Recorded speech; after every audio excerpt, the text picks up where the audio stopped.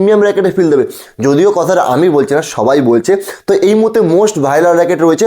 তোমরা আমাকে রিসেন্টলি আমার অনেক ভিডিওতে কমেন্ট করছো, দাদা পাওয়ারটেক 2000 প্রো 100-এর র্যাকেটটা রিভিউ করো, বা তোমাদের কাছে আছে না। আমাদের কাছে এই মুহূর্তে 100-এর পাওয়ারটেক 2000 প্রো নেই, কিন্তু গাটিং এসেছে, তাই তোমাদের দেখাচ্ছি। র্যাকেটের কন্ডিশনটা অলমোস্ট নতুনই বলতে পারো তোমরা, একটু ইউজ হয়েছে, গ্রিপটা দেখে বুঝতেই পারছো।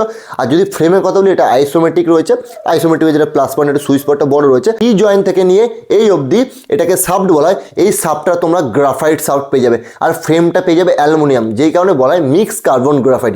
24 অবধি ম্যাক্সিমাম তোমরা এই র্যাকেটের এলবিএস দিতে পারবে, কিন্তু কখনোই তোমরা 24 দিয়ে, আমরা যেহেতু অ্যালুমিনিয়াম র্যাকেট না, কম দেওয়ার চেষ্টা করবে, যেহেতু অ্যালুমিনিয়াম র্যাকেট। আর আমি এই মুহূর্তে এই র্যাকেটটা BG65 ইয়েলো কালার স্ট্রিং করেছি, বিগিনার্স প্লেয়ারদের জন্য, ঠিক টাকার মধ্যে, মানে কম বাজেটের মধ্যে র্যাকেট নিতে চাও উইদাউট জয়েন্ট, মোটামুটি গাটিং করলে মোটামুটি টেনশন দিতে পারবে, তো ডেফিনেটলি এই র্যাকেটটা ট্রাই করতে পারো। কারণ এই র্যাকেটটা নিয়ে আমার র্যাকেটটা ঠিক পার্টিকুলারলি খুব একটা পছন্দ হয়নি, যদিও বা র্যাকেটটা আমাদের কাছে আসেনি বা আমাদের কাছে নেই, গাটিং এসেছে তাই বলা। আর র্যাকেটটা একটু ভালোই লাগতে পারে, কারণ ওপরে ফ্রেমটা তোমাদের অ্যালুমিনিয়াম রয়েছে। টেক 2000 প্রো নতুন মডেলের, তো তোমরা 20/22 এলবিএস দিতে পারো। পুরনো হলে র্যাকেটে যেমন কন্ডিশন সেরকম, আমি যেহেতু নতুন ছিল, কন্ডিশন ভালোই ছিল, তো আমি 22 এলবিএস দিচ্ছি।